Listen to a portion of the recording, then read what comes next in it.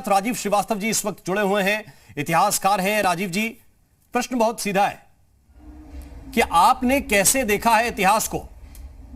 क्या हमले नहीं हुए?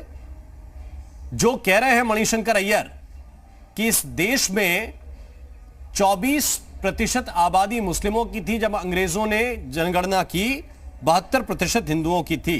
अगर वो आक्रांता होते तो ऐसा क्यों होता?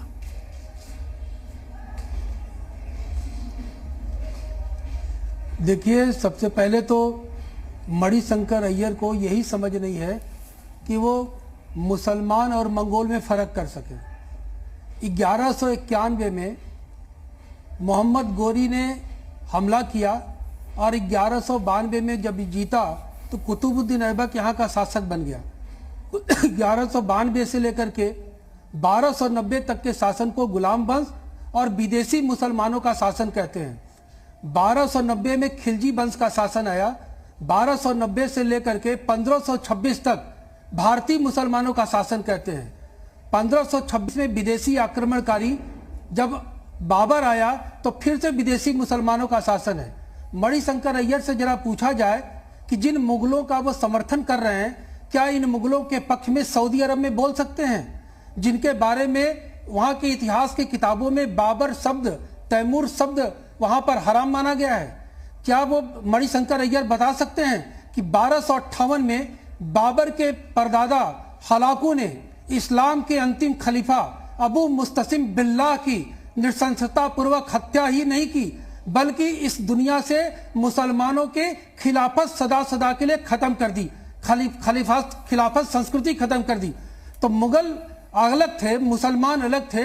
खुद अलाउद्दीन खिलजी जो भारत के मुस्लिम शासन का प्रतिनिधित्व कर रहा था, उसने कहा कि जिस दिन विदेशी मुगलों का आक्रमण भारत में सफल हो जाएगा, उस दिन इस देश की धन, धर्म और धरती चली जाएगी।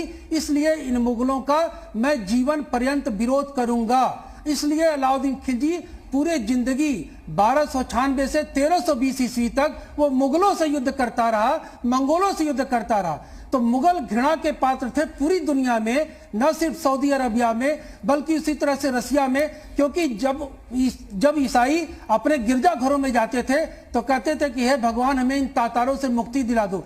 तो मंगोलों ने इतनी नृशंसता पूर्वक इस पूरी दुनिया को कुचला कि पूरे दुनिया का इतिहास कलंकित है। इसीलिए मंगोलों के नेता चंगेज खां को, बाबर के परदादा परचरदादा को, चंगेज खां को ईश्वर का अभिशाप कहा जाता है। तो मणिशंकर अय्यर पढ़े लिखे मूर्ख हैं, उनको समझना चाहिए कि मुसलमान और मुगल में क्या फर्क है। मुगलों को मुसलमान बता करके और मुसलमानों को मुगल बता करके भारत के मुसलमानों की बेइज्जती कर रहे हैं। इसलिए इनके पर सवाल खड़ा किया जाना चाहिए कि क्या इस व्यक्ति ने कभी किताब पढ़ा है कि मुगलों के अंधभक्ति में इतना अंधा हो चुका है कि भारत के इतिहास को नहीं समझ पा रहा है। ये बार बार मुगल कौन मुगल आजादी की लड़ाई लड़ा था? भारत के मुसलमानों ने आजादी की लड़ाई लड़ी थी। और ये बात भी जानती है, और ये बात भी समझना चाहिए, मरोड़ा जाता है। ये बात भी समझना चाहिए कि अगर वो ये रेशियो बता रहे हैं, किया जाना चाहिए। अगर वो ये रेशियो बताने की कोशिश कर रहे हैं कि कितना अनुपात हिंदुओं की आबादी का और कितना अनुपात मुस्लिमों की आबादी का बचा।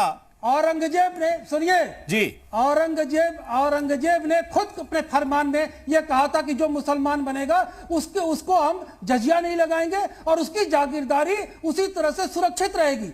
लोगों ने डर के मारे, लोगों ने अपने जागीरदारी को बचाने के लिए, अपने जागीर को बचाने के लिए धर्मांतरण किया। और जो धर्मांतरण करता था औरंगजेब के काल में उसको 2-2 रुपए दिए जाते थे, उनको पेंशन दी जाती थी।